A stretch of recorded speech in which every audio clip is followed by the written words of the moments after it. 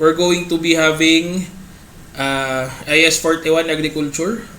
Okay, and this will basically cover everything from biological assets to agricultural produce, okay, up to the point of harvest. Okay, and this will also be covering yung concept ng ating bearer plants. Okay, so anyway, start tayo with objectives ng IAS 41. So the objective of IAS 41 is basically to establish the concepts that are relating to the accounting for agricultural activity, okay?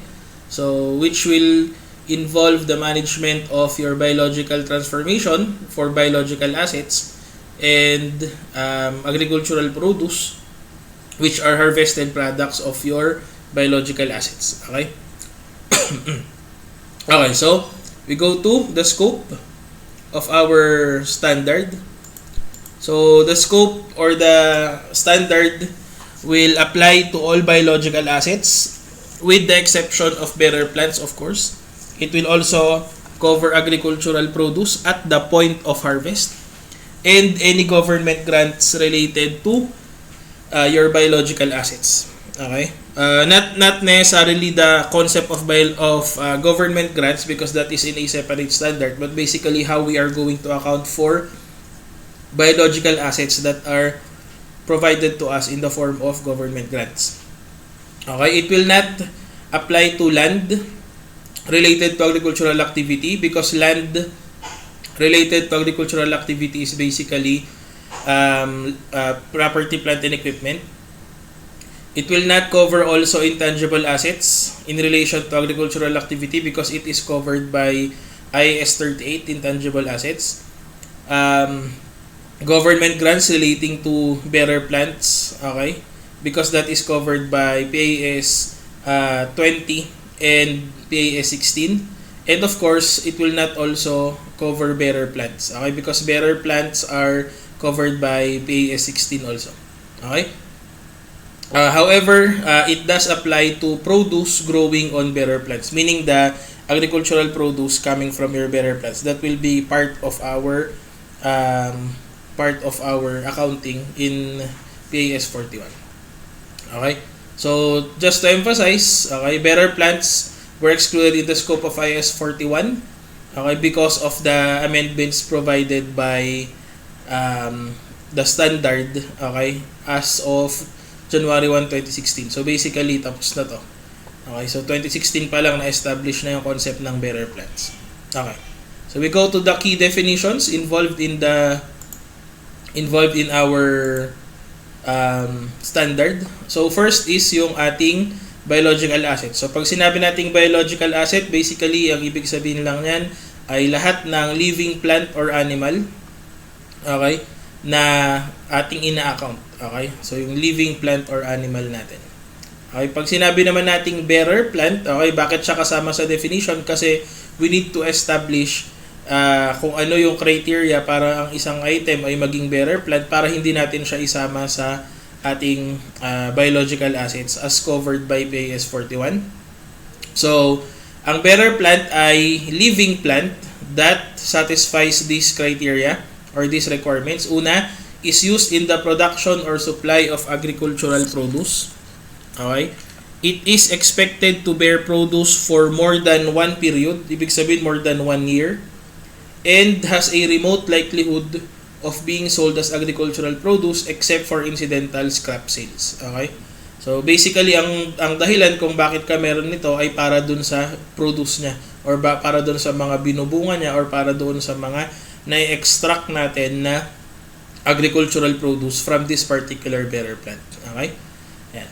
So ano naman ang agricultural produce? Okay, this pertains to the harvest, okay, that we get from our biological asset.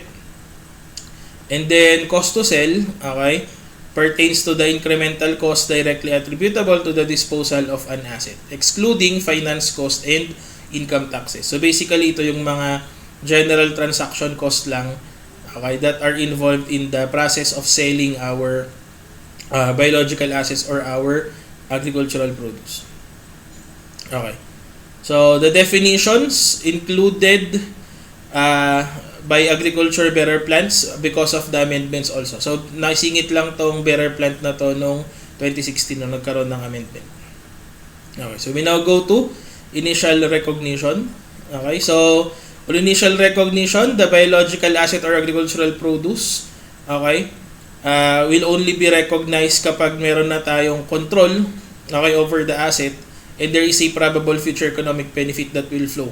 Okay, and now the fair value and the cost can be measured reliably. So basically, if we try to look at the requirements for initial recognition, yung basic lang na definition ng asset, 'di ba? Number 1, dapat may control. Okay?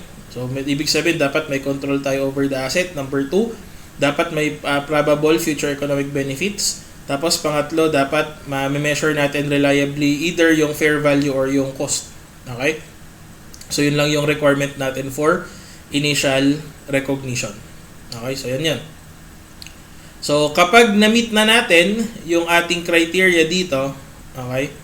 Pag na-meet na yung criteria natin dito for initial recognition, then we can now measure it, okay? And the basis for the measurement, okay, will be fair value less cost to sell for initial and subsequent measurement. Okay? So madali lang naman to. So pag may biological asset ka, biological asset muna tayo. For biological assets, ang gagawin mo, i-measure mo siya at fair value less cost to sell for initial and subsequent measurement, except lang kapag walang fair value. Kasi kapag walang fair value, in this case, for initial and subsequent measurement, then gagamit tayo ng cost model. Okay. For agricultural produce naman, it is going to be measured at fair value less estimated cost to sell at the point of harvest. Okay? Because harvested produce is a marketable commodity, there is no measurement reliability exception for produce. Okay? So, ibig sabihin, imposible na walang market value or walang fair value ang isang agricultural produce. Kasi in the first place, bakit ka magtatanim, bakit ka mag-aalaga ng isang plant or animal, okay, with the expectation na magkakaroon ka ng harvest or produce from that particular item kung wala ka namang ine-expect na value nung inaalagaan mo or nung inaalagaan mong tanim or inaalagaan mong animal. So basically, walang measurement reliability exception for a particular agricultural produce. So dapat lahat ng agricultural produce ay merong fair value less cost to sell. Okay? Sa biological asset, pwede pa na walang fair value. Kasi possible naman talaga na hindi binebenta yung biological asset, okay, pero binebenta yung agricultural produce. Okay? So there is a possibility na mahirapan kang makakuha ng fair value nung biological asset, pero hindi pwede na wala kang fair value nung agricultural produce. Okay? Kasi yung agricultural produce talagang binebenta yan sa market. So dapat meron niyang value. Okay? So yan. Next, on initial recognition of biological asset at fair value less cost to sell, the changes in fair value less cost to sell of biological asset during a period are included in profit or loss. So basically, sinasabi lang niyan, any changes in fair value, okay, of your biological asset that is measured at fair value, okay, must be reflected in profit or loss. So basically, wala naman talagang ibang pupuntahan yan, sa profit or loss lang yan. Okay? Any initial recognition naman or any gain on initial recognition ng ating agricultural produce, okay, are also going to be recorded in profit or loss. Okay? So regardless kung biological asset yan or gain on harvest, gain on a particular agricultural produce, pati losses natin, doon din yan sa P&L. Okay? All costs related to biological assets that are measured at fair value are recognized as expense when incurred, other than cost to purchase biological assets. Okay, so ano ibig sabihin yan? Parang ganito. Kapag kunyari meron akong plantation ng mangga. Okay? May plantation ako ng mangga. Pagkatapos, ang nangyari dyan, gumastos ako ng labor, kunyari. Okay? Nagbayad ako ng wages para dun sa pag-aalaga ng plantation ko ng mangga. Okay? Yung nagastos ko doon sa pag-aalaga ng puno ng mangga doon sa plantation, okay, expense yun. Hindi siya pwedeng i-capitalize. Okay? Kapag nag-hire ako ng mga tao para i-harvest yung mangga, expense din yun. Kasi hindi naman siya cost to sell. Okay? Kasi ang cost to sell lang is yung mismong period ng pagbebenta na or yung act ng pagbebenta na. So, hindi siya pwede maging cost to sell. So, lahat yon expense na. So, generally, ang capitalizable lang talaga sa isang biological asset ay yung mismong pagka-purchase sa kanya kasi may measure mo nga ang fair value or yung cost. Okay? So, yun yan. IAS 41 presumes that fair value can be reliably measured for most biological assets. Okay? Kasi nga, di ba, balikan natin, ang concept niyan, kung ikaw ay nag-engage sa agricultural activity, there is only one reason kung bakit mo ginagawa yan. Kasi number one, kikita ka from the activity or from the agricultural activity that you're engaged in. Okay? So, parang hindi ka magsasayang ng oras or bakit ka magsasayang ng oras na mag-alaga ng plant or animal na wala ka namang pakinabang later on. So basically, there is a presumption, okay? Or there is a rebuttable presumption na may fair value dapat yan. Okay? However, okay, that presumption can be rebutted for a biological asset that at the time it is initially recognized does not have a quoted price in an active market and for which alternative fair value measurements are determined to be clearly unreliable. Okay? So, pwedeng nagsa-start up ka pa lang ng isang agricultural activity na hindi pa naman talaga totally accepted or hindi pa talaga highly marketable at the time na nag-start ka. Okay? Pero, eventually magkakaroon. So, in that case, the asset is measured at cost less accumulated depreciation and impairment loss. So, pwedeng dun ka muna. Okay? So, basically, lahat naman ng agricultural activity, magsa-start yan sa phase na hindi pa muna siya highly accepted in the market or highly, highly dominant or highly, engaged dun sa market. So, wala pa siyang fair value, pero eventually magkakaroon din. So, ano ang mangyari dyan? So, basically, ang mangyari dyan, parang example, yung crocodile farm, okay? Di ba, nung nagsa-start pa lang ang crocodile farm, malamang iniisip ng mga tao, ba't ako kakain ng meat ng crocodile? Bakit ka mag-engage sa ganyan? May kakain ba? Ganyan? Or meron ka bang makukuhang market from that? Di ba, ngayon, alam mo na, meron talaga. Actually, in-export na yung, or kino-consider na as a commodity yung crocodile meat ngayon. Okay, so basically, sa start, malamang wala pang fair value. So, kung wala pang fair value, mag-cost ka lang daw muna. Okay? So, yun lang naman yung consideration natin dyan. Okay? But the entity must still measure all of its other biological assets at fair value less cost to sell. If circumstances change and fair value becomes reliably measurable, a switch to cost, okay, to fair value less cost to sell is required. Okay? So, kapag nagkaroon na ng fair value, dilipat ka na. Wala namang problema doon. Okay? Guidance on the determination of fair values available in IFRS 13, fair value measurement, and IFRS 13 also requires disclosure about the fair value measurement. We will discuss that later on. Okay. So we now go to other issues. Okay. The change in fair value of biological assets is part physical change and part unit price change. Okay. So ito na yung tinatawag natin na physical change and price change. Okay. Separate disclosure of the two components is encouraged pero not required. Okay? So that is why in most of the problems that you're going to encounter, ang mangyari dyan is ipapa-require ka na mag-compute ng physical change or changes in fair value due to physical change at saka due to price change. Okay? So may formula naman tayo dyan, may discussion tayo dyan later on. Okay? So gagawin mo lang yan. Next, agricultural produce is measured at fair value less cost to sell at harvest, and this measurement is considered the cost of the produce at that time. Okay?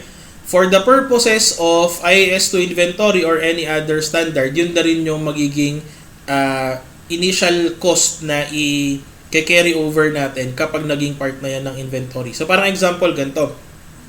Paano kapag yung negosyo mo ay hybrid business? Ibig sabihin, may agricultural activity ka, tas meron ka ding manufacturing. So, ang gagawin mo, after mong mag-harvest, gagamitin mo yung harvest mo as raw materials for your inventory later on. So, anong gagawin mo lang doon? Basically, kung magkano yung na-account mo na fair value less cost to sell no agricultural produce, yun yung i-carry over mo as cost papuntang raw material. Okay? So, parang basically, ang mangyari dyan, pag nag-harvest ka, debit ka ng agricultural produce, credit ka ng gain, di ba? Kasi gain yun from harvest. Pagkatapos, ililipat mo na siya papuntang inventory. So, magde-debit ka ng raw materials inventory, tapos credit ka ng agricultural produce. So, ganun lang. Wala nang gain or loss involved from that period. Okay? Next, agricultural land is accounted for under IAS 16 PPE. Okay? However, biological assets other than bearer plants that are physically attached to the land are measured as biological assets separate from the land. Okay? In some cases, the determination of the fair value less cost to sell of the biological asset can be based on the fair value of the combined asset. Okay, tapos, ang gagawin mo na lang doon ay relative fair market value approach, ratio and proportion na yung gagawin mo. Okay? So, yun yung consideration natin dyan. Okay, so yun lang yung concept dyan. Kasi ibig sabihin, kapag vinalue at basket price yung property mo, ibig sabihin, kasama na yung lupa, kasama na yung improvements, kasama yung biological asset. Ang gagawin mo, kailangan mong ma-determine separately yung fair values ng mga yon, tapos ihiwalay mo. Kasi hindi mo naman pwedeng i-combine yung value nun na iisang line item lang sa ating FS. Okay, so yun yan. Next, intangible assets relating to agricultural activity. Okay, for example, milk coat has are accounted for under IAS 38 intangible assets. Okay? So, yan na yan. So, yan yung mga diniscuss dito lang sa taas. In-explain lang further. Okay. So, we now go to government grants relating to biological assets. Okay? Unconditional government grants received in respect of biological assets measured at fair value, less cost to sell, are recognized in profit or loss when the grant becomes receivable. So basically, ang gagawin mo dyan, pag binigyan ka ng biological asset, debit ka lang ng biological asset, credit ka ng government grant or gain from government grant. Ganun. Okay? Pwede siyang outright gain kung unconditional. Kung may condition naman, pwedeng deferred gain mo na siya. Okay? Yung if such a grant is conditional, including where the grant requires an entity to not to engage in certain agricultural activity, the entity recognizes the grant in profit or loss only when the conditions have been met. So, ibig sabihin, i-defer mo muna siya. Okay? Or anyway, di-discuss naman natin in detail yung concept ng deferred and amortized na government grant in the subsequent topics. Pero ang concept lang yan, hindi muna siya i-recognize as gain. So, kumbaga, parang deferred gain siya. Okay? Tapos i-amortize mo habang pina-perform mo yung requirement. Okay? So, yun yung item natin dyan. Okay? We now go to the disclosures. Okay, so disclosure requirements for IAS 41. Una, aggregate gain or loss from initial recognition of biological asset and agricultural produce and the change in fair value less cost to sell during the period. Okay? So may asterisk dyan nakalagay, separate and or additional disclosure are required where biological assets are measured at cost less accumulated depreciation. So, tawag dito, additional disclosure lang yun kapag may available na fair value pero bakit naka-cost model ka. Okay? So, later na yun. Next, description of an entity's biological asset by broad group. So, parang didiscuss mo, kunyari, kung isipin mo na lang, may farmland ka, ano yung mga meron ka? Meron po akong poultry, meron akong livestock, meron akong farm ng ganito, may plantation ako ng ganito, ganyan. So, basically, broad description lang naman, or broad group. Okay? Next, description of the nature of an entity's activities with each group of biological assets and non-financial measures or estimates of physical quantities of output during the period and assets on hand at the end of the period. Okay, so basically yung bilang lang. Okay, so parang kunyari yung kalabaw ko na 3 years old, ganito, kalabaw na 2 years old, kalabaw na 1 year old, ganyan. So basically may yung physical quantities lang. Okay? Tapos kunyari kung kunyari puno 'yan ng kung plantation, okay, bibilangin mo ilan yung puno, parang ganyan. Okay, so yun yung mga considerations natin diyan. Okay? Ay, by the way, kanina 'di ba kasi yung example ko mango, 'di ba? Mango plantation. Yung mango plantation natin, hindi siya pwedeng ma-consider as biological asset, ha. Ang in-explain ko kasi kanina, yung harvest. Okay? So, ang pinag-uusapan natin yung covered ng IAS 41, which is yung agricultural produce. Hindi natin i-recognize as biological asset yung plantation ng mangga. Okay? Kasi yun ay bearer plant. So in other words, yun ay magiging part ng PPE. Okay, so yan yung consideration natin dyan. Next, punta tayo dun sa information about the biological assets whose title is restricted or that is pledged as security.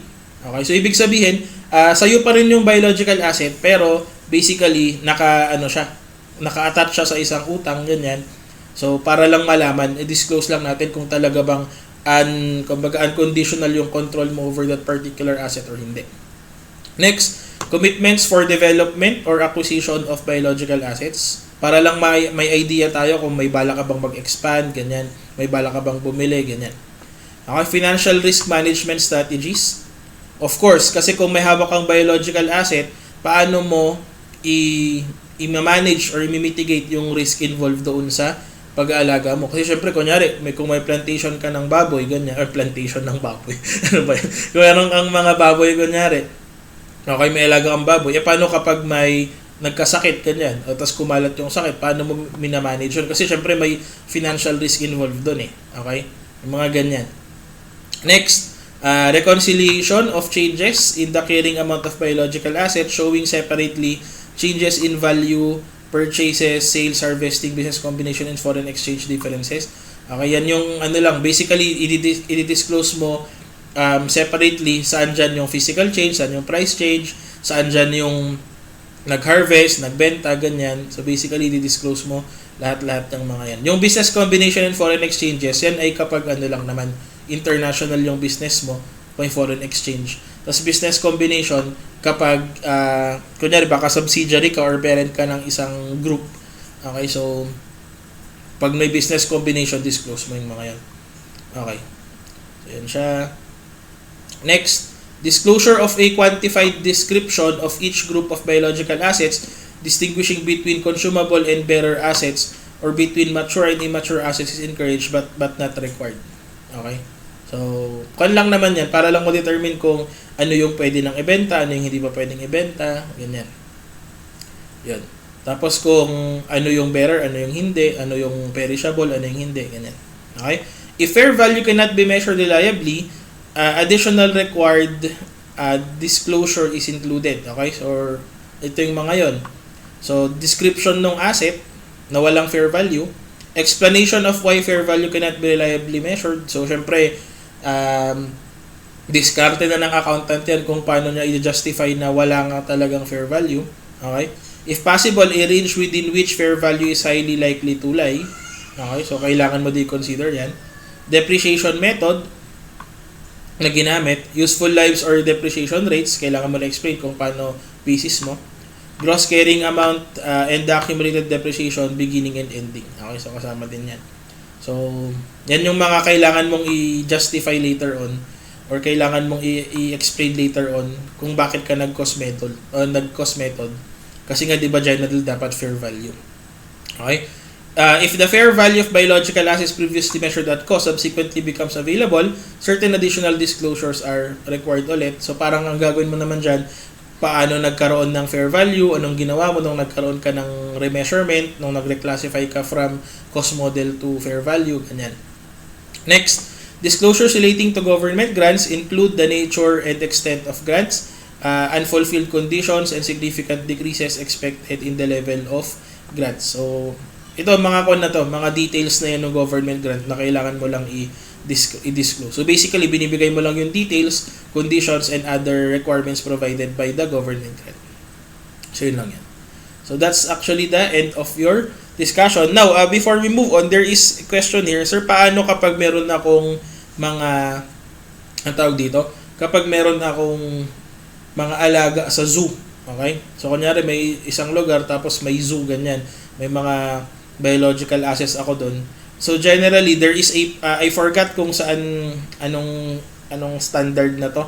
Okay, pero basically or hindi ko kasi maalala kung sa freak ko to nabasa or sa isang isang article. Basically kapag meron kang mga items, okay, na nasa isang zoo or kumbaga basically hindi mo talaga inaalagaan yung mga yon for agricultural purposes. Okay, kasi nga 'di ba ginagawa mo silang parang site, okay, or parang mga items na ginagamit mo sa pag-ooperate mo ng isang zoo, sa isang safari, ganyan, etc. So yung mga yon hindi siya considered as biological asset. Okay? Sila ay considered as property, plant, and equipment. Okay? So, syempre, yun na naman, isang issue na naman yan. Ikaw ulit ang magdedetermine kung paano mo siya i-measure, etc. etc. Basta, ang tandaan mo lang dito, kapag meron kang mga animals, okay, sa isang zoo, sa isang safari, or in a similar operation, like example, yung mga ocean park, yung mga ganyan, yung mga yon hindi siya considered as biological asset. They are considered as property, plant, and equipment. So, kapag kunyari, nanganak, yung biological asset mo doon, magiging part siya ng PPE pa rin. Hindi pa rin siya talaga biological asset.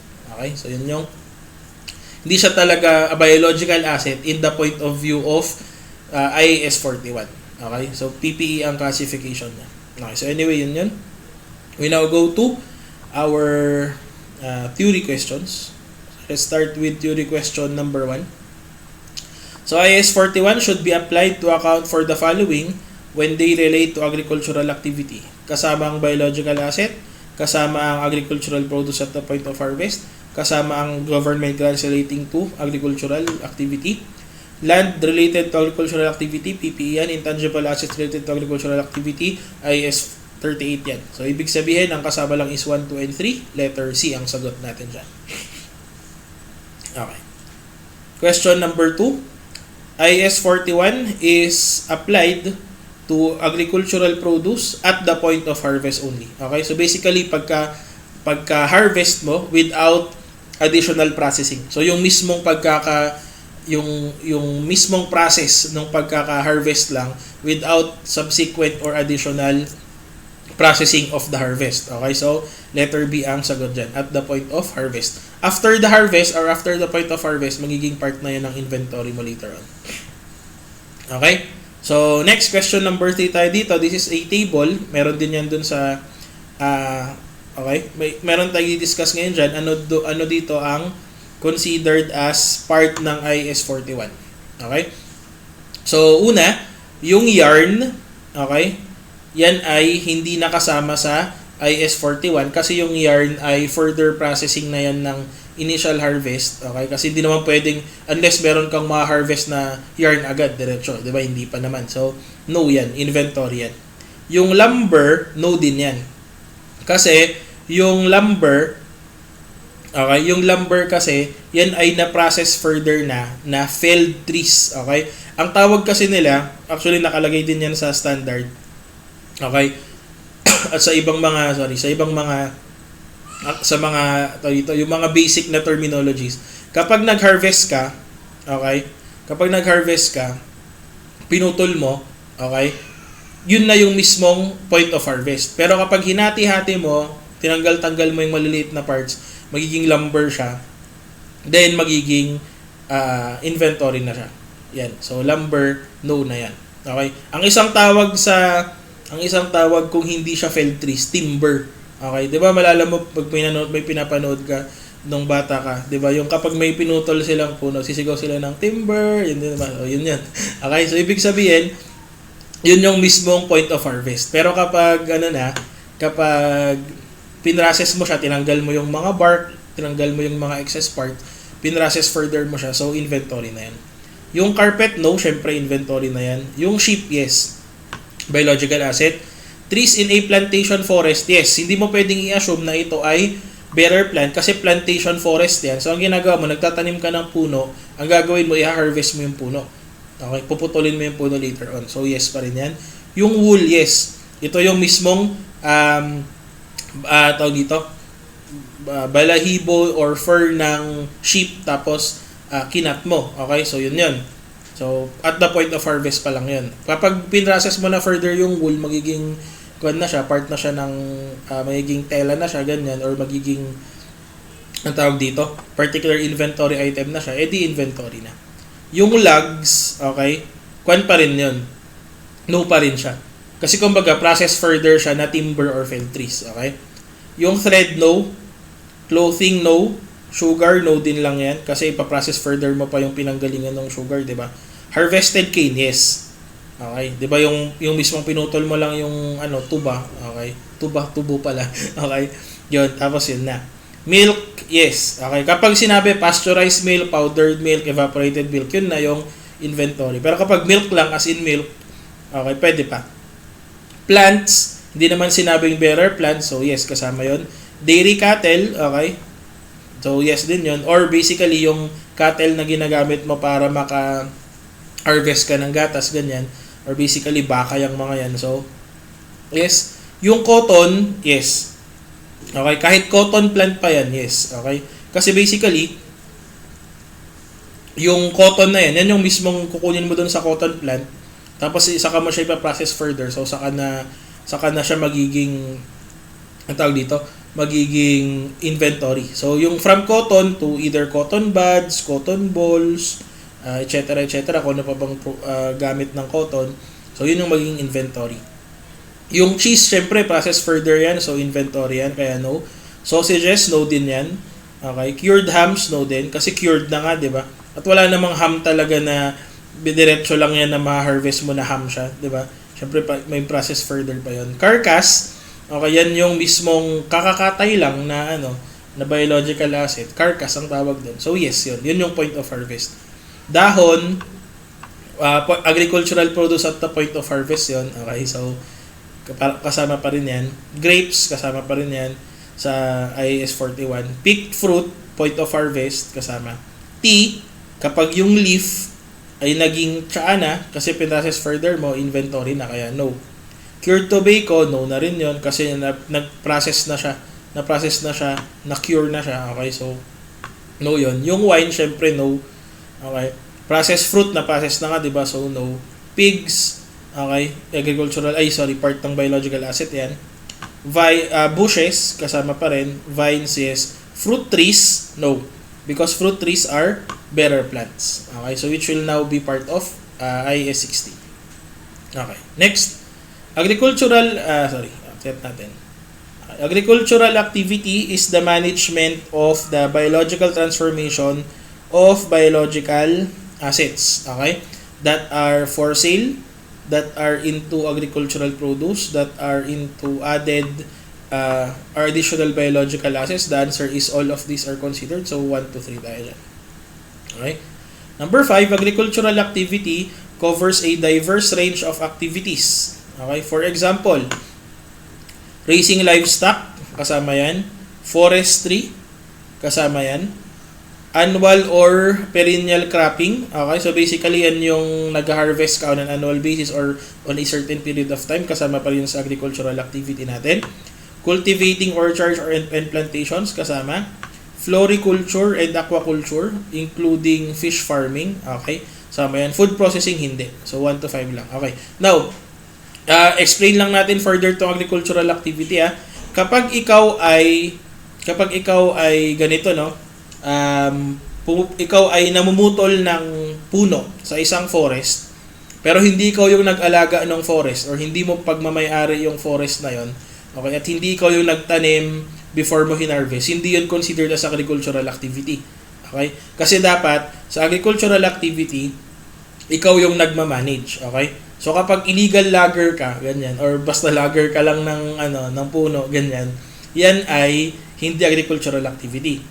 Kapag ikaw ay namitas ng prutas sa isang virgin forest, ganyan. So, ibig sabihin, walang nag-cultivate ng forest na yon. Okay, hindi ikaw yung nag-manage, hindi ikaw yung nag-alaga, tapos namimitas ka ng prutas, tapos binenta mo yung prutas. Hindi ka agricultural activity kasi hindi naman ikaw yung nag-manage doon.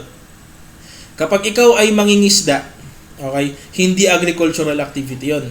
Okay? Kasi hindi naman ikaw yung nag-alaga ng mga isda doon sa dagat. Okay? So magkaiba yung fish farming sa fisherman. Okay? So iba 'yon. Okay, so yun yung consideration natin dyan. Kaya dapat intindihin mo yung difference nun.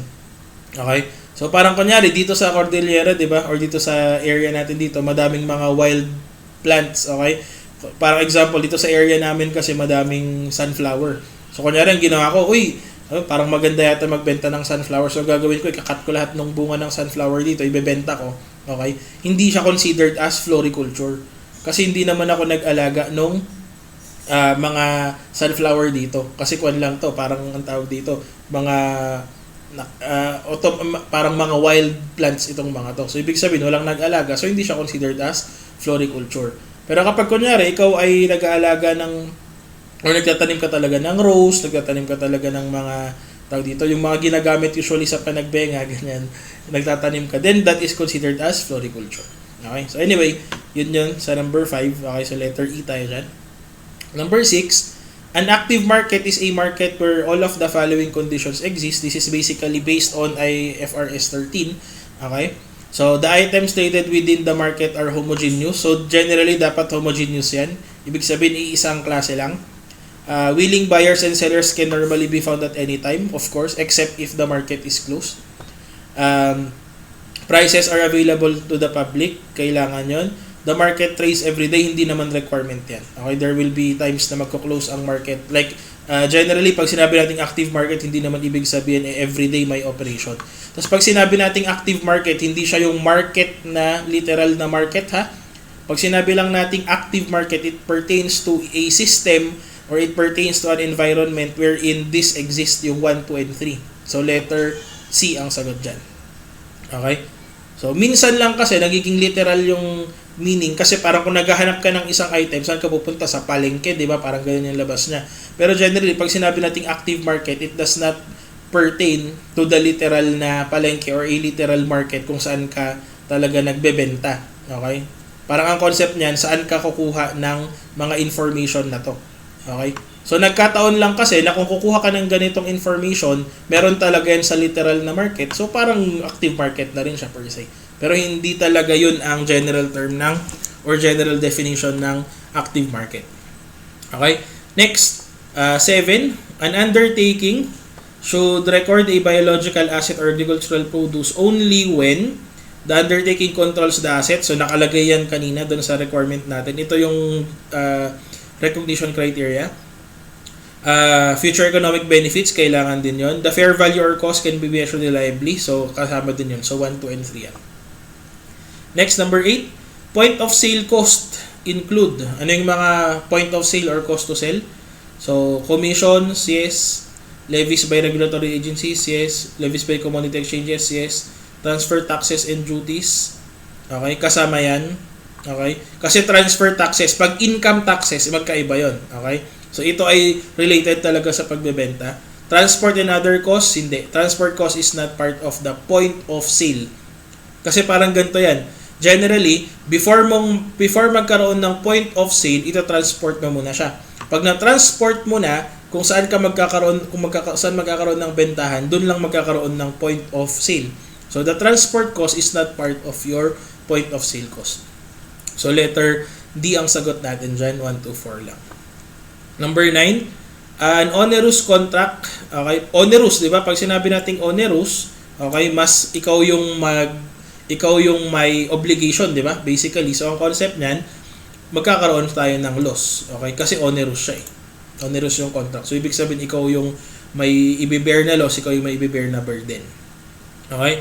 Number 10, in determining fair value, if an active market does not exist, anong gagawin mo? Okay, so generally, didiscuss natin later on yung level 1, level 2, level 3 inputs na nakalagay sa IFRS 13.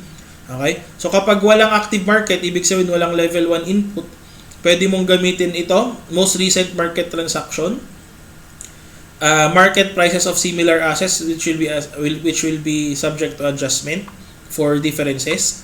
Sector benchmark, pwede yun, pero hindi pwede ang contract price. Okay? Because contract price is not a representation of fair value. Okay? Parang ang contract price kasi pwedeng ano lang yan, agreement, pero hindi talaga siya fair value. Pwedeng in-overprice mo yan, pwedeng in-underprice mo, hindi talaga siya pwedeng maging basis ng fair value. Okay? So, letter C lang tayo, 1, 2, 3, contract prices are not, or ito yung mga binding sale agreement, yung mga ganyan, hindi siya considered as fair value. Okay? So, as particularly pag ang pinag-uusapan natin is IFRS 13. Okay? 11 tayo. The information sources may suggest different conclusions as to the fair value of biological assets or agricultural produce. In that case, anong gagawin mo? Letter A. Use the most reliable estimate. Okay?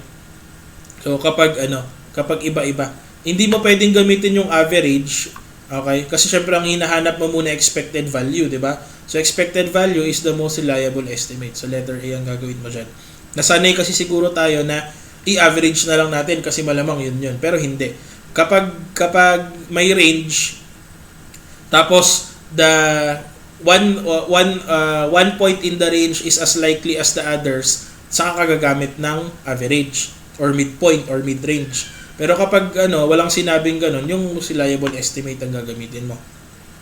Okay, number 12, market determined prices may not be available for a biological asset in its present condition. In these circumstances, anong gagawin mo? Letter B. Present value of the expected cash flow discounted at current market price pre-tax. Okay, pre-tax. Okay, so yun na yung gagamitin natin. So parang ang labas is i-base natin doon sa ma-generate natin na cash flows. Okay. 13, the definition of the present condition of a biological asset. Present condition? So, ano ba yan? Letter A sabi, excludes any increases in value from additional biological transformation and future activities of the undertaking. Of course, present condition nga, di ba? So, hindi mo isasama yung mangyayari pa lang sa future or any transformation na mangyayari. Okay? So, at the present condition or kung ano ang itsura niya ngayon, ano ang condition niya ngayon, yun. So, letter A ang sagot. But hindi sagot yung letter B kasi nakalagay, includes any increases. So, malamang kino-contradict na niya yung sagot natin. So, hindi na pwede yan. At ito naman ang ginawa niya, in-include niya yung transformation pero in-exclude yung future activities. Okay, pag sinabi present condition, hindi pwede yung dalawa. Okay, so letter A sagot sa 13. 14, in calculating fair value of a biological asset, i-include daw natin yung cash flow for financing, hindi. Diba, nakalagay yan dun sa definition natin sa taas kanina. Hindi pwede ang financing, hindi pwede ang tax. Okay? Okay? Ang kino-consider lang natin na tax is yung transfer taxes and duties kapag nagbebenta na. Kasi part siya ng cost to sell. Pero hindi siya kasama sa pagdedetermine ng fair value. Okay? Replanting after harvest, hindi rin kasama yan. So, letter D, none of this. 15. The cost of a biological asset may sometimes approximate fair value, particularly when little biological transformation has taken place since initial cost incurrence. So, pwede yan. Okay? The impact of the biological transformation on price is not expected to be material. So, consider din yan. There is no active market? Hindi. Okay? So, hindi mo pwedeng sabihin na the cost is the same as fair value kung walang active market. Okay? So, parang sinasabi mo kasi dito, parehas lang yan kasi wala namang active market. Hindi pwede. So, parang ang labas, di ba? Kaya ka nga gumagamit ng cost model, okay, kasi walang fair value. So, hindi pwedeng the cost is the same as fair value kung walang active market. Okay? So, yung number 1 and number 2, pwede pang maging dahilan kung bakit yung cost ay parehas sa fair value. Okay? Pero hindi pwedeng maging dahilan yung number 3 kung bakit ang cost ay magiging parehas sa fair value. Okay? So, yan. Kaya letter B ang sagot natin dyan. 16. A gain or loss arising on initial recognition of a biological asset at fair value less estimated point of sale cost. Okay? And from the change in fair value less estimated point of sale cost of a biological asset should be letter A. O, diba lahat naman yon dapat sa profit or loss papasok. So, letter A yung item dyan. Okay, and by the way, no, kasi baka nasanay ka sa fair value measurement. Okay? Magkaiba yung fair value measurement sa fair value less cost to sell. Kasi dito, kapag agriculture, laging fair value less cost to sell ang measurement natin. So, in this case, lagi mong i-consider ang cost to sell. Okay? Kapag nag-initial measurement ka or subsequent measurement. Okay? 17. A gain or loss may arise on initial recognition of a biological asset because estimate point of sale costs are deducted in determining fair value less estimated point of sale cost. Okay, so basically parang ang nangyari dyan, pwedeng magkaroon ng loss, okay, kapag nag-consider ka ng estimated point of sale cost. Kasi baka ang labas dyan, mas marami ka pang magagastos kaysa doon sa initial talaga na fair value na kikitain mo. So, pwedeng magkaroon ng loss doon. Okay, pag kunyari, hindi mo na-anticipate na mayroon palang point of sale cost or nag-increase pala yung point of sale cost. So, pwedeng magkaroon ng loss. Okay? Kapag may pinanganak, okay, considered yun na gain. Okay? Pag nagkaroon ng harvest, may gain on harvesting ka. So, ibig sabihin, letter C ang sagot natin dyan. 1, 2, and 3 can be a reason for gain or loss on initial recognition. Okay, so yun yan. Okay, 18. When you have previously measured a biological asset at its fair value is estimated point of sale cost and no new fair value can be determined, ano ang gagawin mo? Okay, letter A. Continue to measure the biological asset at its fair value less estimate point of sale cost until disposal. Okay? Yung letter B kasi, measure it at its fair value less estimated point of sale cost. Measure it at the present value of expected cash flow from the asset discounted at current market post-tax. Okay? So, ang nangyari lang naman, ganito. Naka-fair value less estimated point of sale cost ka, tapos walang bagong fair value. So, ang nangyari lang, walang bago ngayon. Di ba may diniscuss tayo previously na ang fair value computation can either be annual, can either be every other year, ganyan. So, depende. So, for as long as this is still a reliable measurement, edi ito pa rin yung amount niya. Huwag mo siyang biglang ililipat at cost model, ganon. Okay, so letter A ang sagot dyan. Number 19, an unconditional grant, okay, related to biological asset measured its fair value is estimated point of sale cost should be recorded as income when the grant becomes receivable kasi unconditional, 'di ba? So letter B. Number 20, a grant related to biological asset measured at fair value is estimated point of sale cost is conditional. Pag conditional daw, including where a grant requires an undertaking not to engage in specific agricultural activity, an undertaking should record the grant as income only when letter C, the grant or the requirements or the conditions of the grant are met. So letter C ang sagot dyan. Okay, bago tayo mag-move on, just to emphasize yung mga items natin, okay? So, please take note that agricultural activity exists only if there are 3 requirements that are met. Una, may capability of change yung ating activity. Pangalawa, nagmamanage tayo ng change. Ibig sabihin, tayo nga yung nag-aalaga ng biological asset. Okay, tapos tayo din yung nagmamanage ng agricultural produce, etc. And measurement of change. Ibig sabihin, tayo yung nag-account for the changes in the measurement or changes in the valuation. Okay, so dapat mag-exist yung tatlong yan para magkaroon ng agricultural change or agricultural activity. Okay, meaning, kapag pasok yung tatlong yan, okay, pwede mong gamitin yung IAS 41. Kasi agriculture nga yun, di ba? So, yun yan. Next, later on, in the determination if it is a physical change or price change, you need to consider itong mga to. Okay, so biological transformation, okay, or yung physical change natin occurs from growth, okay, degeneration, okay, procreation, or harvest. Okay, so yan yung mga basic na panggagalingan ng biological transformation natin. Okay? So, of course, may physical and price change yan, pero generally, kapag nagkaroon ng growth, that is more of physical change. Okay? Tapos, kapag nagkaroon ng degeneration, for example, bumaba yung quality ng biological asset, that is also a physical change. Okay?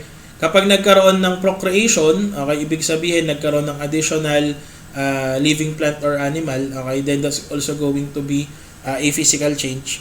Okay? Meron ding price effect yun, pero of course, i-separate natin siya.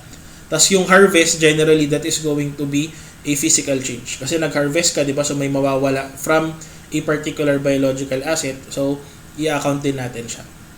So, yun yung mga considerations natin dyan. Okay, sige. Yan. So, we are going to classify. So, this will be the first part. This is basically, so the first part of our problem portion will be the classification of certain items in our list as to whether they are biological assets, agricultural produce, inventory, or property, plant, and equipment. Okay, so yan yung mga items natin dyan. Okay, so let us first determine the items here. Okay, so clothing is of course inventory.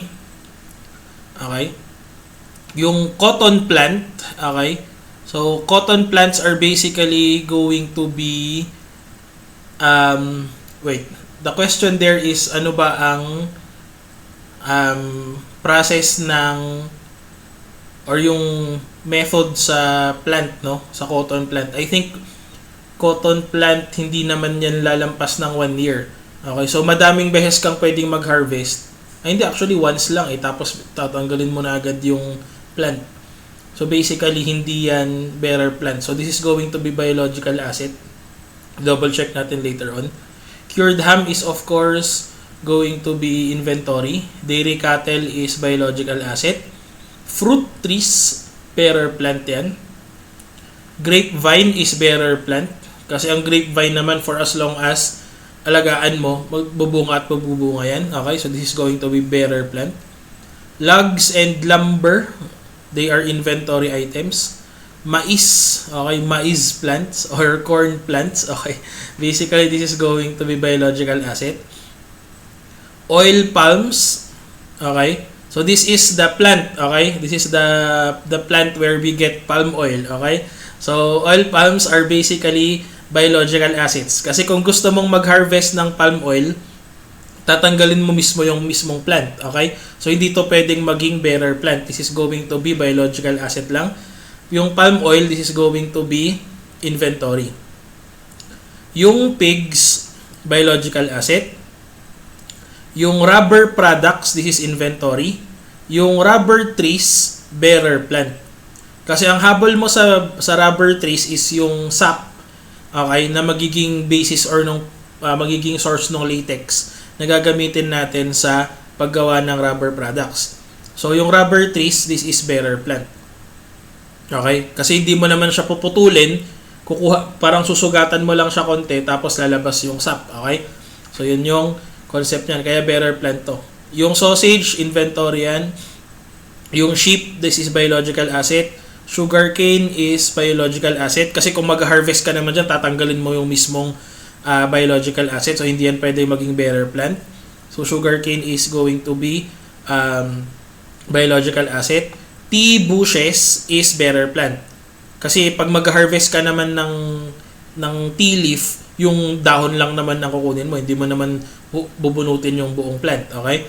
So this is bearer plant. Thread inventory, tobacco plant is biological asset.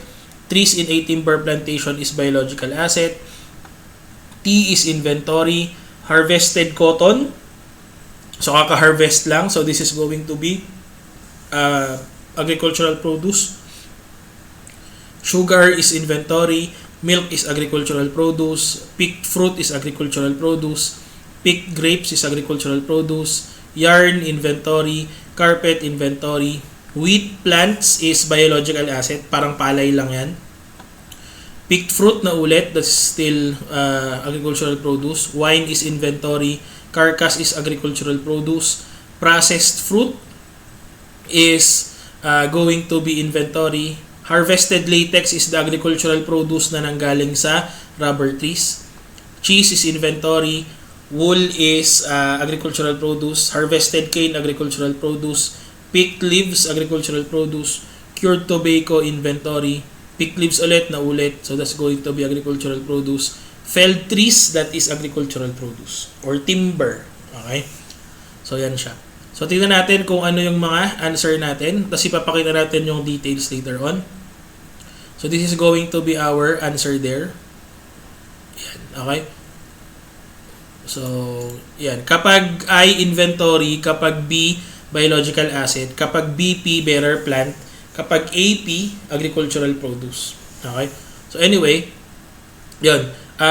That's why you need to determine kung tatagal ba ng 1 year. Kasi di ba dapat para maging bearer plant, dapat more than 1 year siya. Okay? So basically, yung cotton plant natin kayo na tama, that is a biological asset only kasi hindi naman siya magiging more than 1 year. Okay? Basically, kapag naka-harvest yan, tatanggalin mo tapos bagong tanim ulit. Okay? So, ganun yung item dyan. So, ito yung mga details. Okay? And this is going to be the answer. So, for the biological assets, if you get the total, that's going to be 436,883. For bearer plants, that's 325,956. For agricultural produce, 603,851. And yung inventory, 946,105. So basically, I'll just give the details here later on. So anyway, I'll be giving a copy of this one. So yan yung mga classification. Okay? We now go to the next question. But 5 agad to. Tama kasi 4 questions yun. So 5 ito. Okay? The following information are available for Robin Farms. Okay? For its dairy livestock. So we have the carrying amount. Wait, pwede ko na ito itong lakihan.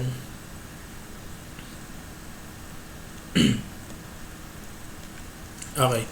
So, first, the question for the first item is what is the, or how much should the biological assets be carried in the statement of financial position at December 31, 2012. Okay, so anyway, start muna tayo. The carrying amount on January 1 is 450. The fair value less cost to sell of livestock purchase during the period is 250. So, dadagdag natin yan. Increases in fair value less estimated cost to sell attributed to physical change is 220. Increases, so dagdag ulit yan dun sa ating biological asset. Okay? Tapos, increases in fair value due to price change, that is also going to be added to the value of your biological asset. And then, total selling price less cost to sell of livestock sold during the period. So, basically, ito yung mga binenta, tatanggalin natin yan doon sa ating biological asset amounts. Okay? So basically, if we're going to compute that, meron tayong 450,000 dyan. Dagdag natin yung 250. Dagdag natin yung 220. Tapos, dagdag natin yung 64. Kasi bawas natin yung 290. So that's 694,000. That's going to be letter C. Okay? So yan. Next question. Using the same information in the previous item, what amount should be included in gross income of Robin Farms as a result of the transaction? Okay? So dito, pag hindi ka pa masyadong familiar, you might think na yung nabenta, yun ang gross income. Pero di ba, take note, if you look into the journal entries there, ang pumapasok sa ating P&L ay yung mga fair value changes. Yan yung income na pumapasok sa atin. Kapag nagbebenta tayo, ang entry mo lang dyan is to debit cash and credit the biological asset. That is not going to be a credit to sale. Okay? Because basically, the sale of agricultural or the sale of biological assets is going to be entered into the books as a debit to cash and credit to biological assets. Because basically, they are already measured at fair value. So, ibig sabihin, the fair value changes are the items that will be presented as part of gross income. So, ang sagot mo dapat dun sa next question ay 220 plus 64, so that's going to be 284,000. So, letter C. Kapag sinagot mo yung 290, mali ka na. Okay? Kasi hindi porket sale, okay, yan na yung papasok sa income. Kaya kailangan balikan mo yung journal entries. Okay? So, to sum up, i-summarize na lang natin ha. Okay? So, kunyari, assume natin na yung carrying amount na to, kunyari itong 450 na to, yan yung initial, kunyari, na pagkakabili. Kunyari, yan na rin yung fair value. So, pwedeng ang assumption mo dyan, ganito muna, yung journal entries natin. So, pwedeng, wag na lang natin journalize kasi nangyari na yun, may 450 na. So, next mong gagawin, if we're going to enter the 250, yung fair value less cost to sell of livestock purchase during the period na 250, so, debit ka ng biological asset. Okay. Na 450, 450. 250 lang. Tapos credit ka dito ng cash na lang kunyari. Kunyari wala naman ng ibang nangyari dyan. Kung magkano yung fair value is cost to sell, yun na rin yung cash na ginastos mo. So 250 na rin yan. Tapos next, nagkaroon tayo ng fair value change, di ba? So ang mangyari lang actually dyan, ganito. I-record natin yung biological asset. Okay. I-recognize natin, pagsabayin na lang natin, pagsabayin natin yung dalawa, that's 220 plus 640, ay 64, that's going to be 284. So that's 284,000. Tapos credit tayo dito ng gain on fair value change. Kung gusto mong i-separate yung physical at saka price, edi ilagay mo physical. Ano mang problema. So, yung physical change natin ay 220, tapos price change natin ay 64. Okay? Tapos, gain on fair value change na price change, 64. So, yun yung entry mo. Tapos, kapag magbebenta ka na, debit ka ng cash, Benta natin ng 290 yung binenta nating biological asset, then credit tayo ng biological asset. 290. So, ganun lang.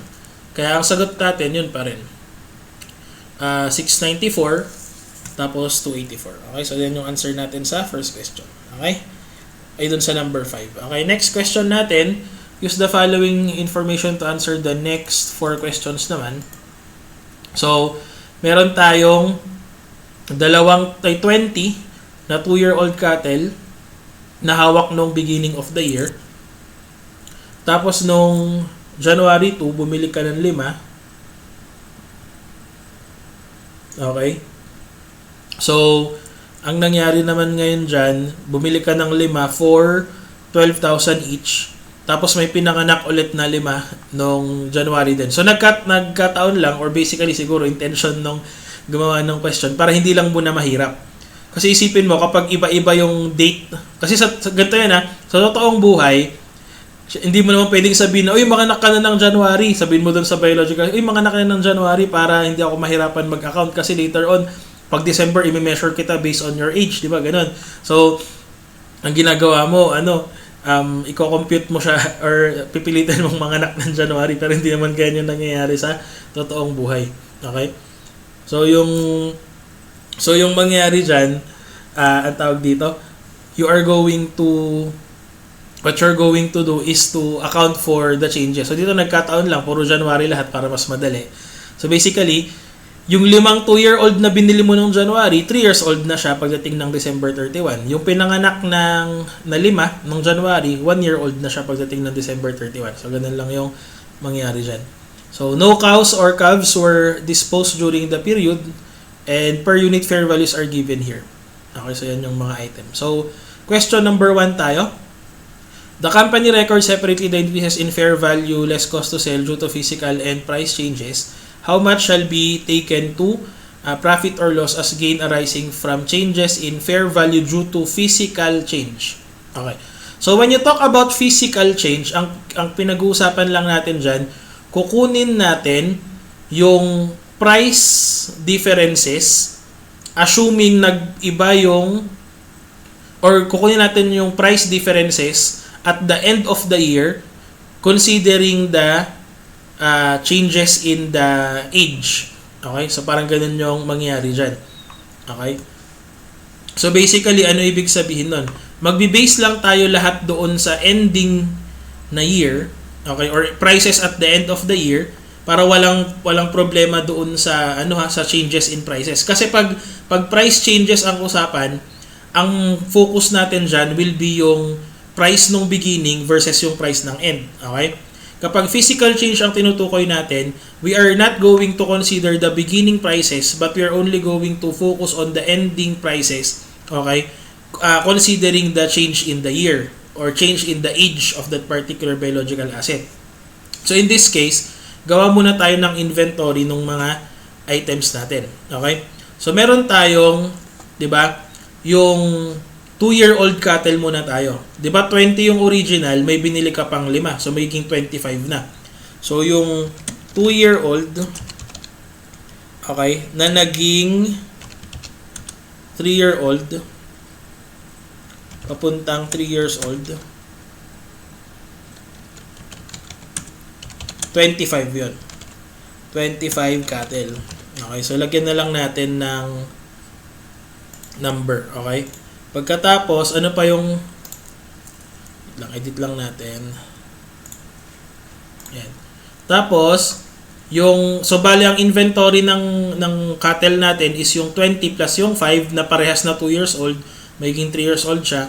Tapos yung pinanganak nung January, okay, na 5, okay? So ito yung newborn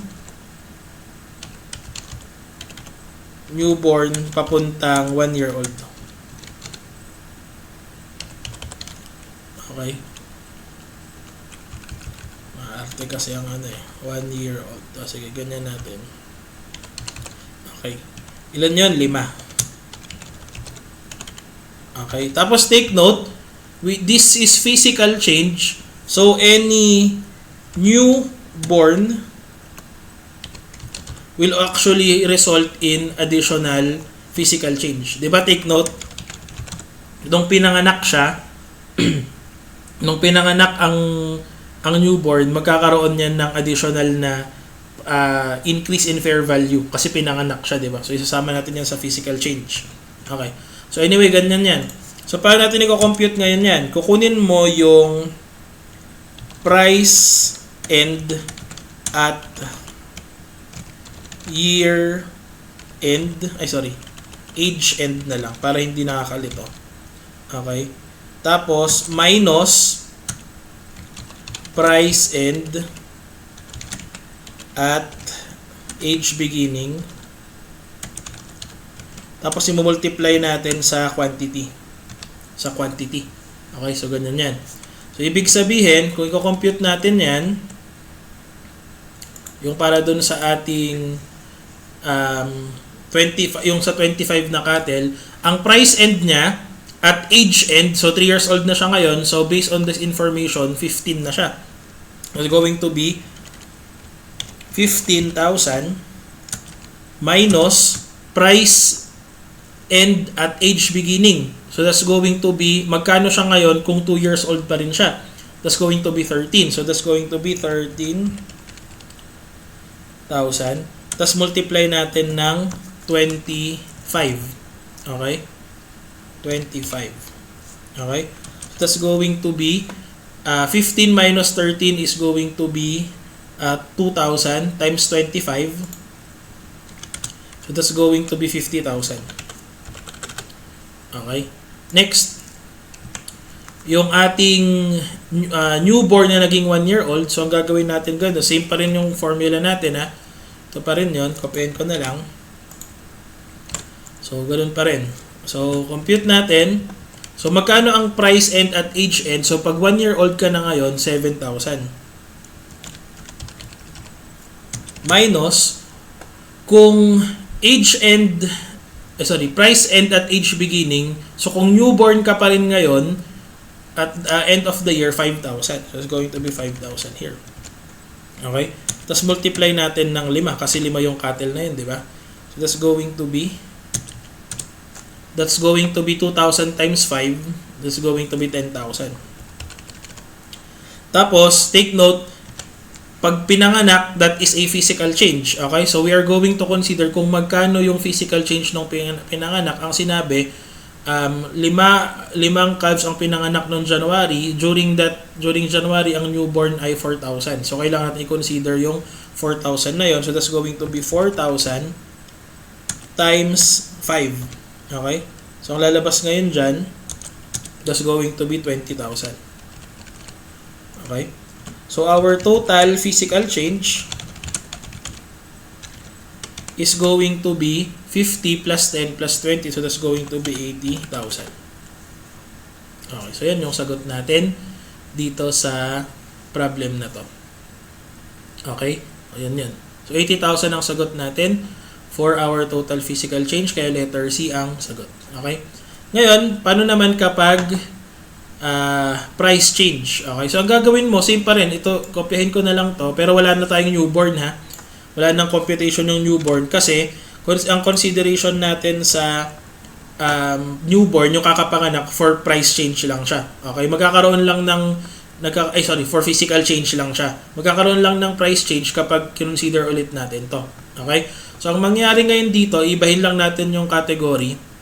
This is going to be 2-year-old,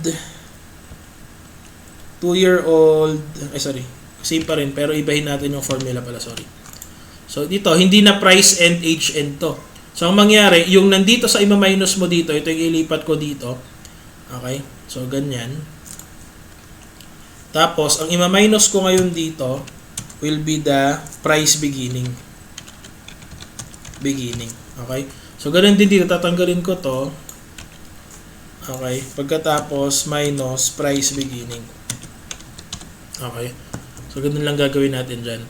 So, ibig sabihin, pag magko-compute tayo ngayon, tingnan mo to.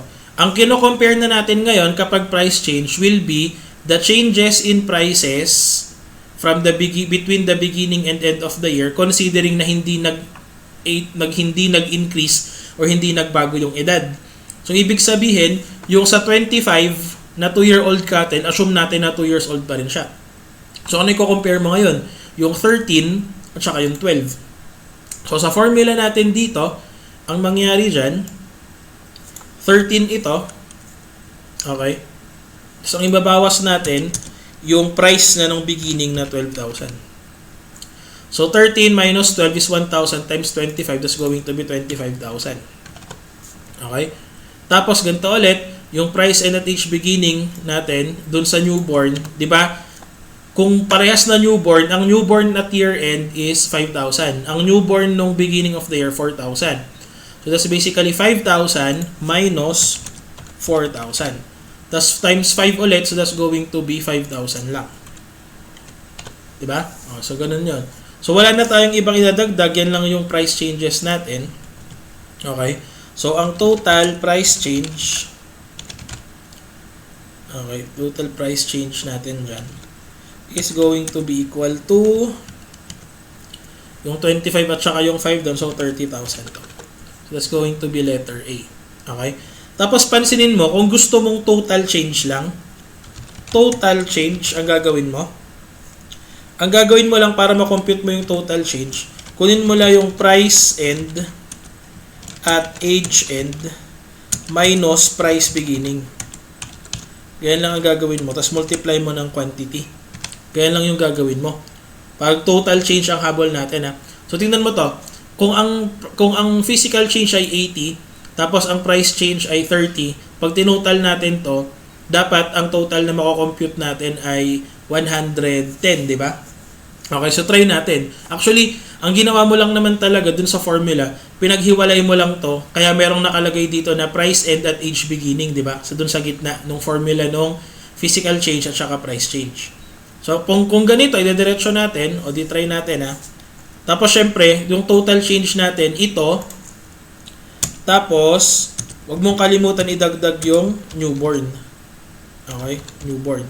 Kasi kasama yun sa mga isasama natin sa total changes. So, pag i-compute natin, tingnan mo, ganito kayo niyan. Yung 25, yung 3-year-old natin ngayon, yung 3 years old natin na cattle, o ganito ngayon yung mangyari dyan. Pag i-compute natin siya, ang price end nung 3 years old ngayon ay 15. So, 15 yun. Okay. Tapos, yung price niya at the beginning, di ba, 12,000. Tapos i-multiply natin ng 25, 'di ba? Kasi yun yung number nila, yung bilang nila. So ang lalabas ngayon diyan, that's going to be 15 minus 12, so that's going to be 3,000 times 25, that's going to be 75,000. Tapos yung 1-year-old natin, okay, yung 1-year-old natin, ang price na niya ngayon, dahil 1-year-old na siya, 7. Nung January, 4 lang siya. So, 7,000 yon. Oops. Ano punta yun?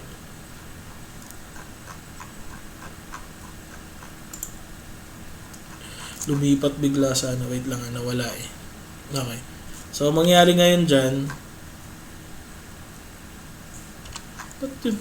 wait lang, nag-error eh. Balik. Okay. So anyway, so dito tayo ngayon, 7,000 minus yung 4,000 kasi yun yung price beginning niya, di ba? Tapos multiply natin ng 5. So lalabas ngayon dyan, the difference nito ay 3 times 5, that's going to be 15. Oops. O, tapos yung newborn, di ba, huwag mong kakalimutan, idagdag mo lagi yung newborn. That's going to be, i-account natin yung 4,000 times 5. That's going to be 20,000. So, pag tinotal natin yan, ganun din lang. Yung 75 plus yung 15 plus yung 20. So, 110 din lang. So, yun din lang yung total change niya. So, kung papansinin mo, yung formula natin dito, ang ginawa lang natin is, may nilagay tayo in between. So, ang nasa gitna is yung price end at age beginning. Yun yung magdedetermine between the physical change and price change. Okay? So, pag tinotal mo to, ganun din. Ang total change pa rin natin is still 110,000. So, yan yung answer natin dyan. Okay. Next question. What amount shall be presented in the Statement of Financial Position on December 31, 2012 under the caption Biological Asset? Okay? So, gawin na lang natin yung journal entry para tuloy lahat. Okay? So, gagawin muna natin. Basta ang tandaan, may beginning na tayo na 22-year-old cattle na ang measurement niya during that year ay 12. Tapos saka natin i-account lahat. So, ang gagawin natin ng journal entry is yung binili natin na 5 2-year-old at saka yung pinanganak na 5 newborn. Okay, so yun yung i-account natin ngayon. So, ang journal entry natin muna, dun muna sa binili. So, recognize tayo ng biological asset. Okay, ang amount ng biological asset na yun, di ba, 12,000 times 5 yun. So, 60,000. Tapos, credit natin cash kasi binili natin yun. Okay. Tapos, nung may pinanganak, biological asset, okay, that's going to be 4,000 times 20 or 4,000 times 5. That's going to be 20,000. Credit tayo fair value change from kahit ko na lang, ilagay mo na lang, gain from fair value change, ilagay mo na lang physical. Kung ano yung ginagamit na term, bahala na yung kung ano yung ginagamit nung company mo later on. Basta generally, that's going to be physical change. Kasi ito yung may pinapanganak, physical change yan. Okay? Tapos, i-record natin yung katuloy. Okay? So, nag-compute na tayo ngayon at year end. Magko-compute na tayo ng physical change ulit. Okay? Tsaka price change. So, debit tayo ng biological asset. Debit natin dito. 90 na lang ilalagay mo dito ngayon. Bakit 90? Kasi take note, ni-record na natin yung gain from physical change dito na 20. So, out of the total 110, okay, yung 20 na-record na natin nung beginning. So, ang hinihintay na lang, ang nire-record na lang natin dito at year end is yung gain from fair value change na physical, okay, without the newborn. So, basically, kung titignan natin yung computation natin kanina dito sa taas, without this, that's going to be 60 na lang. Okay, yung 50 plus yung 10 doon. So, 60 na lang yung ilalagay natin dito. Tapos, yung gain from fair value change na price, that's going to be 30. Yan. Kasi ang pwedeng maging mistake mo dyan pag gumagawa ka ng journal entry later on, baka kasi itanong, baka madoble mo yung pag-recognize ng physical change. Okay? Take note na una na nating na-record yung physical change ng newborn. Okay? So, yan yung item natin dyan. Tapos, so kung titignan mo ngayon yan, ang lalabas, pag i-compute natin, ang original na hawak natin, di ba yung 20 na 12,000 ang price nung beginning of the year. Yun, yung kasi beginning of the year, yun yung 12. Tapos 20 yung hawak mo. Okay, so yun yung beginning balance natin, yung 240. Tapos idagdag natin yung 60. Idagdag natin yung 20. Dagdag natin yung 90. So 410 lahat. So tinatanong ka dito, what amount shall be presented in the Statement of Financial Position under caption Biological Asset? 410 yung sagot. Okay? So, D. Tapos yung last question, assume that 10 3-year-old cattle were sold realizing net proceeds of 15,000 on each cattle. How much gross income shall be reported on the company's profit or loss, okay, for this year ended December 31, 2012? So, this is another trick question. Kasi take note, ang tinatanong yung papasok sa gross profit, di ba? Nasabi na natin yan dun sa taas pa lang, dun sa naunang problem, nang pumapasok sa gross profit ay yung mga ito, yung mga gain. Okay, so pag total mo yun, 110 yun. So letter B ang sagot. Kasi take note, kung gagawa tayo ng journal entry dito, kapag binenta natin at 15, so that's going to be a debit to cash. Okay, ibebenta natin yung 3-year-old cattle, di ba? 10 3-year-old cattle at 15. So that's going to be 150,000. Tapos credit tayo ng biological asset. Okay. So at that point, magkano na ba yung fair value ng 3 years old dito? Di ba 15 din lang? Ayun no, 3-year-old, 15 din. So ibig sabihin, yun na rin yung ibabawas nating biological asset dito. 150 din lang yun. So wala kang i-recognize na gain or loss dyan.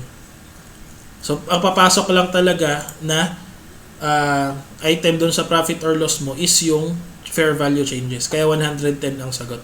Okay, pag sinagot mo yung 150, mali ka na. Okay? Pag ginawa mo namang 260 yung sagot, ang ginawa mo, pinag-add mo yung 110 na fair value change at saka yung 150 na proceeds mo dito, hindi naman income to. Okay? Simply realization lang yan ng fair value. Okay? So, kaya ang sagot sa number 10, letter B pa rin. Okay. Next, number 11.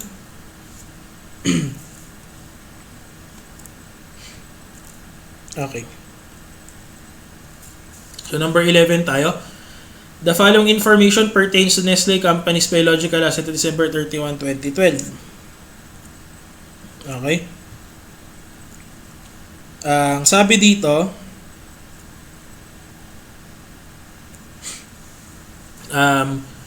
ang tinatanong sa atin, what amount should the biological asset be presented on the statement of financial position?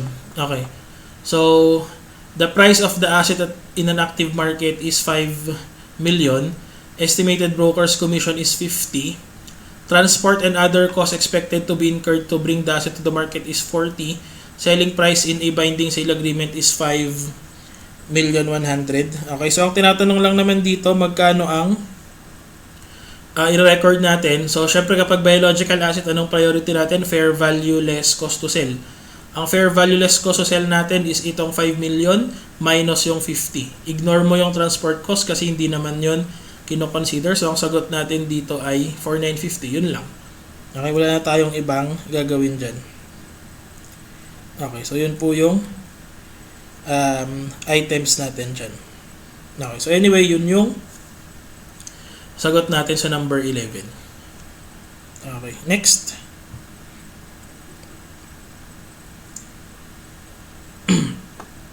Doon tayo sa number 12. Okay? So, Bemig Farms company is engaged in raising dairy livestock. Information regarding its dairy activities is found below. Okay? So, carrying amount ng January, ito, fair value from purchase, fair value is cost of sale of asset purchased, gain from physical and price change, nagbenta at saka nag-harvest. So ito madali lang to, straightforward lang naman yung computation. Ang tinatanong sa atin ngayon dito, magkano ang biological asset sa statement of financial position. Okay? Edi simple lang, sundan lang natin yung nangyari. So ilabasan natin yung calculator natin. Wait lang, sobra to eh. Okay, yan. So, mag-start tayo sa 10 million. Pagkatapos, fair value less cost of sale of biological asset purchase. So, bumili ka. So, dagdag yan. Plus 4 million. Pagkatapos, gain arising from price change. So, nadagdagan yung value natin. So, plus 800,000. Tapos, physical change na 1.5. So, plus 1.5 ulit yan. Okay. Tapos, decrease due to sale. Nagbenta tayo. So, minus 2 million. Okay. Tapos, decrease due to harvest. So, kapag nag-harvest, malamang bababa yung value ng biological asset. So, minus 500 din yan. So, 13,800 ang sagot, letter A. So, straightforward lang. Wala namang masyadong problema dyan. Okay. So, yan yung item natin dyan. Next, we go to, okay, GAC company. So, similar dun sa problem kanina pero ngayon, kabayo naman. Tapos, may 3-year-old, may 2-year-old, may 1-year-old. So, dinagdagan lang. Tapos, the following transaction happened during 20X1. May binili noong February. May binenta noong June. Binenta for 460. Tapos, September 1, 3 of the original 2-year-old horses died. So, may namatay. Okay, so anyway, yan yung consideration natin dyan. So, The following are the fair values. Tapos note down natin, ages are rounded off to the nearest year. Okay, so yan yung gagawin natin dito sa pagko-compute later on. Okay, so anyway, let's consider yung mga items. Okay, sige. So from there, gawin natin muna yung mga initial journal entry. Basta ang tatandaan natin, ang beginning natin, i-note na lang natin yung beginning para hindi tayo mamroblema. Okay? Doon sa 10 na 3-year-old horses, 10 3 years old, so nung beginning of the year, 50,000 yon, tapos 10, so 500,000 to. Okay? Tapos 20 na 2-year-old, ang 2-year-old nung beginning is 40. 40 times 20, that's going to be 800,000. Tapos yung 5 1-year-old, ang 1-year-old nun is 25. Times 5, that's going to be 125. Tama, no? Wait lang, check lang. Tama, 125. Okay. So yan yung total na hawak natin. So, inano lang natin yan, nilagay lang natin yung total para hindi tayo magka-problema. Okay. So, pagkatapos, ang next natin gagawin ngayon dyan is to prepare the journal entries dito. Okay?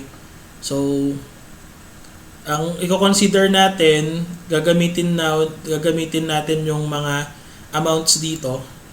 Rounded off daw kasi yun yung nakalagay sa note. I-round off natin yung ages to the nearest year. So, ibig sabihin, kung 10 1-year-old horse, so gamitin na lang natin kung ano yung mas malapit. So, assume natin na yung sa January pa rin ang gagamitin natin kasi yun yung mas malapit. Okay? So, ang entry natin ngayon dyan, nung bumili tayo ng 1-year-old, so debit tayo ng biological asset. Okay. Ang amount ng ating biological asset ay kano yun? 3 na 1-year-old. So, 25 to is going to be 75,000. Tapos credit tayo ng cash dito. Abaan ko na lang. 75 din. Sorry. Next. Nung June, nagbenta tayo ng dalawa of the original 3-year-old horses for 60,000. So, ang gagawin natin dyan, dalawa, 60, so 120. So, debit tayo ng cash dito. It's going to be 120. Okay. Tapos credit tayo ng biological asset. Okay. So, this is now going to be magkano to? Wait lang ah. Ang naka-record kasi doon sa atin ay kung ang ginamit natin is yung 10. Okay, so that's going to be 50 ang gagamitin natin doon. So, dapat 100 lang to. So, parang ngayon, ang nangyari, nung binenta natin, hindi natin, syempre, hindi naman natin in-anticipate na mag-i-increase yung price. So, ngayon, meron pa rin tayong fair value change dito. Okay. Fair value change, i-recognize natin yan. Or gain. Wait lang. Gain on fair value change. Fair value change. Hindi natin sure kung ito ay physical or price, pero basically yan na muna yon. Or pwedeng gain on sale. Okay, para hindi na lang tayo problema later on. Basta dagdag yan sa gain later. Okay, so this is going to be 20. Okay, yan. Tapos, ang next natin gagawin will be yung nangyari nung September. Okay, so nung September, ang gagawin natin dyan, 3 of the original 2-year-old horses died. So, since hindi pa naman tayo nagpapalit ng fair value, okay, so, ang gagawin natin dyan, yung 3 2-year-old, so gagamitin natin yung beginning price na 40. So, magtatanggal tayo ngayon dyan ng tawag dito ng 3. So 3 times 40, that's going to be 120 ulit. So that's going to be i-credit to loss. Okay. So this is, ano ba to? Hindi ko alam kung anong term na gagamitin. Basta loss yan. Okay. 120 din. Kasi may namatay. Tapos credit ka ng biological asset. So magtatanggal tayo. Since naka-record itong tatlong original na 2-year-old at 40, then din yung tatanggalin natin. So 120 din yan. So parang loss from death. Parang ganun yung labas na. Okay, so anyway, yan yung consideration natin dyan. Tapos ang next natin gagawin, tuloy lang natin, we are now going to compute for the physical and price changes. Okay? Nung mga naiwan. So i-account natin kung magkano yung naiwan ha. Okay. So yung 3-year-old na naging 4-year-old, ilan na lang yung naiwan doon? 'Di ba kung yun? Original na 10, nagbenta ka ng 2. So magiging 8 na lang sila. So 8. Okay, mamaya na tayo Tapos yung 2-year-old na naging 3-year-old, ilan yun? Yun ay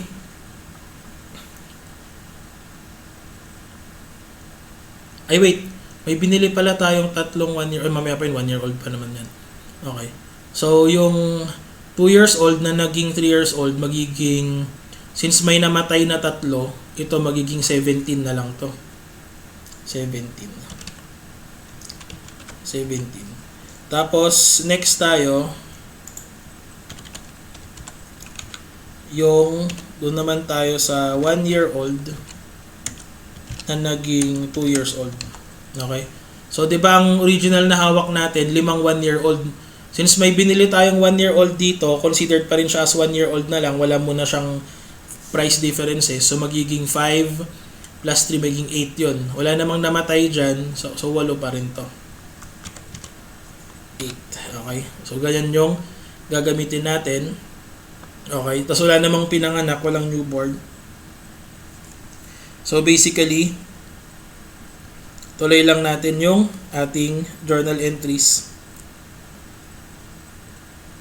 So, compute na natin muna si physical. Okay, so unahin natin si physical change. Physical change tayo. Okay. So, physical change, ano ulit ang formula natin kapag physical change? Diba, kunin mo yung price end at age end minus price end at age beginning. Tapos multiply natin ng quantity. Okay, so ganun lang yan. So isa-isahin natin itong mga to. So walang pinanganak so wala tayong ibang gagawin doon. So compute na natin to. So this is going to be ang price end nung 4 years old. Okay, pag 4 years old na siya ngayon, yan ay 62. Pagkatapos, kung hindi siya tumanda, 3 years old pa rin siya, magiging 57. Okay, tapos multiply natin ng 8. So, ang lalabas dyan ay 62 minus 57 times 8. So, that's going to be 40. Okay, yan. Next, punta tayo doon sa 3-year-old na dating 2 years old. Okay, so ang 3 years old na ngayon, divide rin yan yung 57. Okay, minus natin yung pag 2 years old siya ngayon, 53. Multiply natin ng 17. So that's going to be 4,000 na difference times 17. So that's going to be 68. Okay. Tapos yung next, yung 2 years old, divide to rin yun. 53 yung 2 years old Tapos i-compare natin sa 48. Okay? So 53 minus 48 times 8. So that's going to be, ang difference ngayon yan ay 5,000 times 8. So that's 40,000 din. Okay? So from there, na-compute natin yung physical change. So ang gagawin na lang natin dyan will be biological asset. Okay. Pagkatapos, ang amount ng biological asset natin will be, ano total nito? 148. 148. Tapos credit tayo dito ng gain on fair value change physical. Okay, so that's going to be 148. Yan. Tapos, next, compute natin yung price change naman. So, copyin ko lang tong format na to. Price change naman tayo. Okay, so pag price change, ito naman yung price end at each beginning minus price beginning multiplied by the quantity. So, gagawin natin, ililipat ko lang to. Ito yung magiging first na amount. Tapos tatanggalin na, ililipat natin yung magiging beginning amounts natin. Okay. So, oops. Okay. So, itong 3 years old, itong 3 years old nung beginning, ang price niya ay 50, 40, 25. So, copyin ko na lang siya. 50. Tapos ito, 40 to dati. Tapos ito, tama ba? 25. Double check ko lang. 25 siya dati. Okay, so yan yung item natin ngayon. So, syempre hindi na yan yung total. Magiging iba na yung total natin. Okay. So, 7,000 times 8. So, that's going to be 56,000.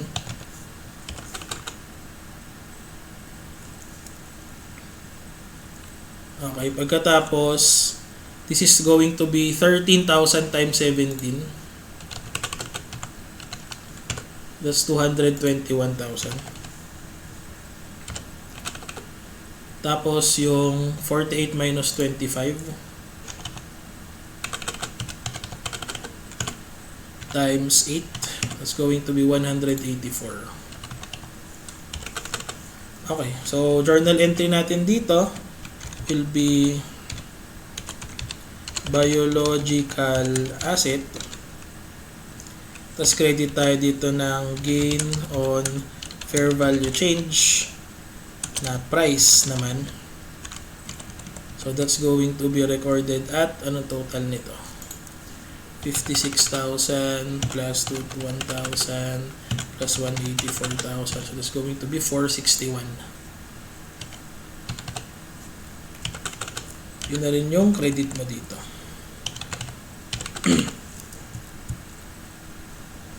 Okay. So, yan. Tapos, so from there, ito na yung entry natin. Ano na lang next na consideration? Actually, wala na. Tapos na. So, yan na yung entries natin. Kung gusto mong i-total ngayon lahat, kung magkano yung biological asset, i-consider mo na lang lahat ng mga journal entries. So, yan yung answer natin sa problem na yan. Okay. So, basically, ang nangyari, to sum up the transactions that happened, bumili ka ng additional biological asset, pagkatapos na bawasan ka ng biological asset due to sale. Okay. So, in this case, kailangan mong i-recognize yung 20,000 as gain pa rin kasi hindi nga natin na-adjust ng fair value. So, that is still going to be recognized as part of your profit or loss. Tas may loss tayo dahil may namatay na biological asset, pero nag-increase yung fair value ng biological asset due to physical change and price change. So, yun lang yung mangyari dyan. Okay, punta naman tayo sa ating next question.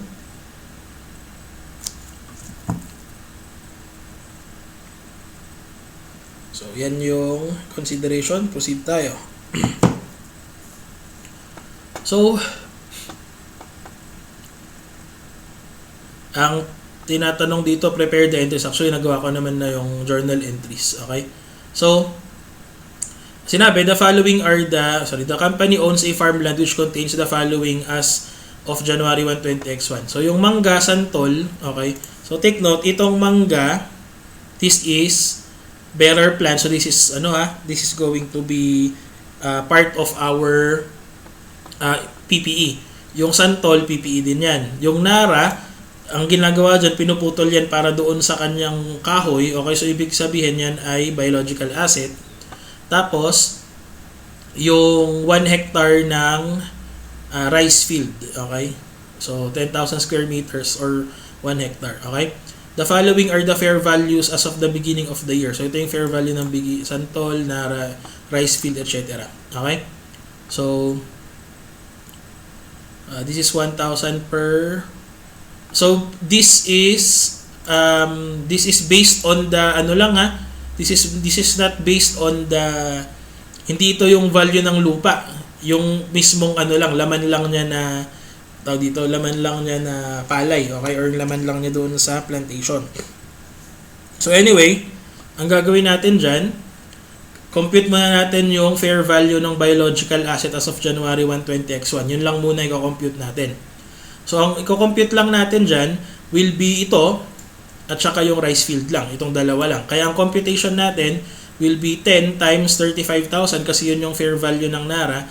Tapos, 10,000 kasi yung square meters, i-divide natin ng 100 kasi sinabi 1,000 per 100 square meter. So, divided by 100 times 1,000. So, ang lalabas ay 450. So, ang fair value lang ng biological asset natin as of January 1, 20X1 is ito, 450. Okay? Ang next nating consideration dyan, anong gagawin natin nung nag-harvest tayo ng mangga, santol, hinarvest natin yung nara at saka yung rice field. Okay? So, ganyan yung item. Okay? All the harvest are valued at based on fair value at the point of harvest. So, wala nang consideration.